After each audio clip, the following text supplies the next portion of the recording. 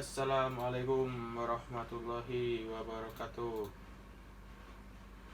Waalaikumsalam. YouTube kamera kan nih? Warahmatullahi wabarakatuh. Hidupin aja, Salam sejahtera. bebas.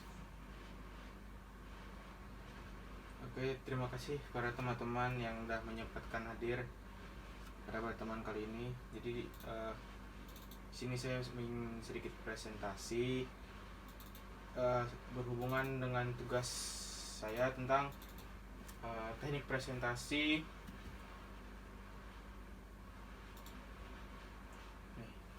Oke, sebentar. Oke.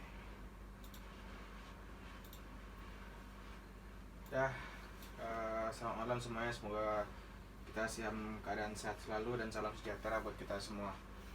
Jadi pada pertemuan kali ini saya ingin sedikit menjelaskan kepada teman-teman semuanya tentang apa sih itu globalisasi. Saya rasa teman-teman juga semua pasti udah dengar lah apa itu globalisasi. Globalisasi apa sih itu globalisasi gitu pada intinya. Oke, di sini saya akan jelaskan. Jadi globalisasi itu adalah proses integrasi nasional yang terjadi karena pertukaran pandangan dunia, produk, pemikiran, dan aspek-aspek kebudayaan lainnya. Jadi ibaratnya globalisasi ini kita sebagai proses mendunia, lebih simpelnya begitu. Kemajuan infrastruktur transportasi dan telekomunikasi, termasuk kemunculan telegraf dan internet, merupakan faktor utama terjadinya globalisasi yang semakin mendorong saling ketergantungan atau interdependensi aktivitas ekonomi dan budaya. Jadi dalam proses globalisasi ini banyak faktor. Jadi kalau untuk sekarang faktor yang paling sentral dari internet. Kita semua tahu kita dengan gampang sekarang untuk mengakses internet, apapun bisa kita lihat di internet, kapanpun kita bisa mengakses internet dengan mudah. Oke, selanjutnya ini ada sejarah singkat tentang globalisasi. Jadi beberapa pakar lainnya, globalisasi itu sebelum zaman penemuan Eropa dan pelayaran ke dunia baru itu sudah ada. Ada pula pakar yang mencatat terjadinya globalisasi pada milenium ketiga sebelum Masehi, pada akhir abad ke-19 dan awal abad ke-20. Keterhubungan ekonomi dan budaya dunia berlangsung sangat cepat. Istilah globalisasi makin sering digunakan sejak pertengahan tahun 1980-an dan lebih sering lagi sejak pertengahan 1990-an dan pada tahun 2000. Jadi globalisasi ini ibaratnya masih baru lah. Ibaratnya nggak sampai yang namanya sampai beribu-ribu tahun, apalagi sampai sebelum Masehi. Ini paling sekitar hitungan abad, 2 abad begitu.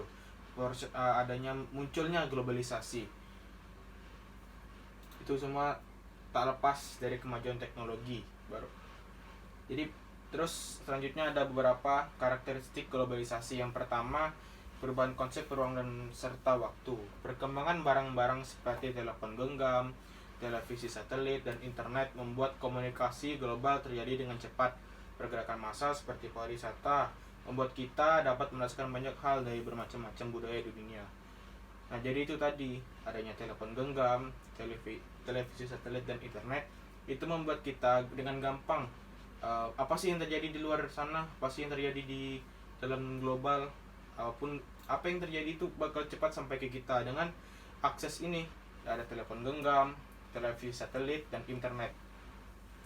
Selanjutnya, karakteristik yang kedua yaitu pasar dan produksi ekonomi di negara-negara yang berbeda menjadikan masing-masing saling bergantung sebagai akibat dari pertumbuhan perekonomian, pembagian pekerjaan yang baru secara internasional, meningkatnya pengaruh perusahaan multinasional dan dominasi organisasi dunia seperti WTO.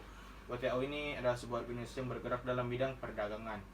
Nah, jadi ada juga karakteristik yang kedua yang sebagai faktor mempercepat globalisasi, yaitu ekonomi. Kan dalam kita bernegara ini tentu ada kerjasama dengan negara lain kan. Nah, kerjasama itu salah satunya di bidang ekonomi. Contoh misalnya sebagai salah satu negara yang penghasil minyak dunia gitu, contoh seperti Arab. Apabila kita melakukan impor minyak dari Arab ke Indonesia, tentu sedikit banyaknya itu kan berpengaruh terhadap di negara kita gitu. Apapun bisa berpengaruh, baik itu secara budaya, sistem ekonomi maupun yang lain-lainnya. Terus yang ketiga, ada peningkatan interaksi kultural lewat perkembangan media massa. Contohnya televisi, film, musik, serta transmisi berita dan olahraga internasional. Saat ini kita dapat mengkonsumsi dan mengalami gagasan dan pengalaman baru mengenai hal-hal yang beraneka ragam dari berbagai budaya, misalnya fashion, literatur, dan makanan. Jadi ini semua ini kayak film dari luar negeri, musik dari luar negeri, berita apapun, bahkan sampai olahraga internasional pun dapat gampang kita ketahui. Coba saja teman cek saja di Google misalnya berita tentang Liga Inggris tadi malam, langsung keluar nih berita-beritanya. Itu dengan sangat gampang bisa kita akses sekarang. Bahkan sampai film-film luar negeri kayak Avengers dan film lain-lainnya itu dengan sangat mudah sekarang kita akses. Selanjutnya, meningkatnya masalah bersama, misalnya dalam aspek lingkungan, ekonomi, perdagangan, obat terlarang internasional, kesehatan dan terorisme, teori. Jadi dari banyak faktor positif, jadi banyak dampak negatif dari globalisasi ini. Ada juga yang dampak negatifnya, salah satu yang ini seperti perdagangan obat internasional, kesehatan, terorisme itu dengan gampang masuk ke negara kita. Ini merupakan salah satu gambaran dari globalisasi tersebut. Ibaratnya gini, dengan mudah semuanya diakses. Negara sini, negara bagian sini, negara ke sini, itu semuanya dengan gampang kita mengetahui berita-beritanya. Ada beberapa teori yang membahas tentang globalisasi ini. Para globalis percaya bahwa globalisasi adalah sebuah kenyataan yang memiliki konsekuensi nyata terhadap bagaimana orang dan lembaga di seluruh dunia berjalan. Mereka percaya bahwa negara-negara dan kebudayaan lokal akan hilang diterpa kebudayaan dan ekonomi global yang homogen. Meskipun demikian, para globalis tidak memiliki pendapat sama mengenai konsekuensi terhadap proses tersebut. Jadi, para globalis itu menyatakan bahwasanya budaya asli kita, contoh kita di negara Indonesia ini akan tergeser oleh kebudayaan